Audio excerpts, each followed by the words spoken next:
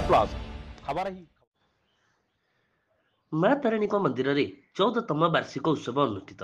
ढेंकानाल जिला सदर ब्लॉक लंबोदरपुर ग्राम संसाइल स्थित काजू कंपानी माँ तारिणी मंदिर 14तम वार्षिक उत्सव अनुष्ठित हो जाइछि।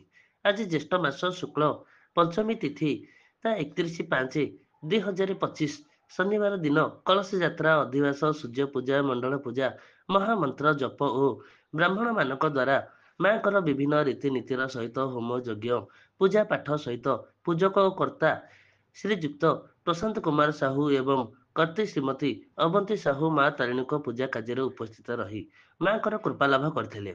शेष में माँ मंदिर में पुष्पांजलि पूर्णाहुति प्रसाद सेवन और संध्या आलती अनुष्ठित होगा सहित माँ मंदिर परिसर में हरिनाम संकीर्तन एक आध्यात्मिक परिवेश सृष्टि होता। Dhenkanal Balram Sahu report Odisha plus.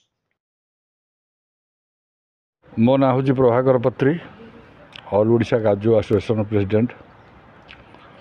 ये जो मंदिर प्रतिष्ठा कला दिनु ठाकुराणीकर ये सबु वर्ष ये पर्व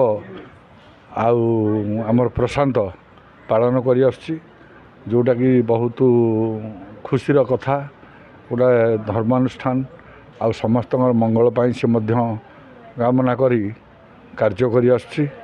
तेणु आमे सबुबले मु आसी तार ये कार्य रे सहयोग करे उपस्थित रहे एवं मु ठाकुराणी पाखे डाके तांकर केमती मंगल हो से चिंता करे सब वर्ष आसी आईटा गोटे भल काम पुण्य काम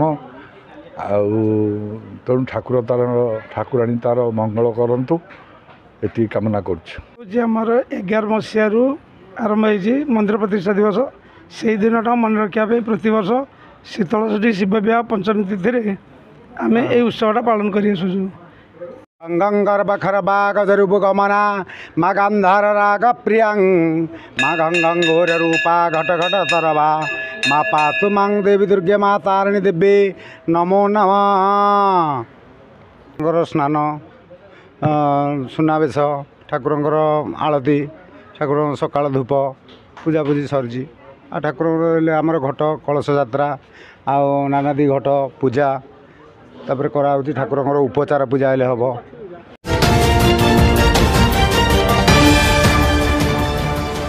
ओडिशा प्लस।